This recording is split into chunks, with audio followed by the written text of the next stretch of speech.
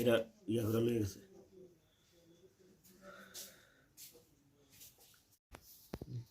ও ইয়া সারা মনা না মনে দিছে খবর লাগাও বুঝলি মতো মতো খবর লাগাও।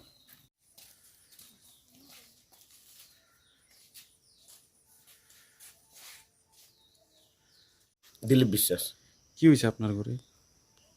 ওই তো সকালে 7:20 আমি বাড়ি বন্ধ করে আমি এই বাড়ির জায়গা যাই রেশন চালাইয়া এরপরে বাজারের দিকে আই, বাজার থেকে এই বাড়িতে স্নান টান করে একটু বিশ্রাম করে আবার জায়গা।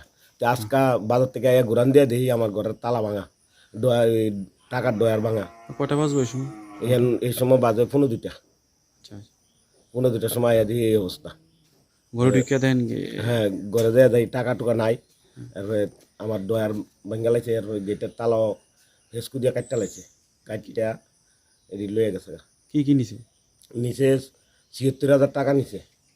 আর ওই লাল চুরির মধ্যে বন্যা আসলো 6 আনার মতো, এটা লয়ে গেছে। আচ্ছা, এই বিষয়ে আপনার কারো সন্দেহ হয়নি এই বিষয়ে?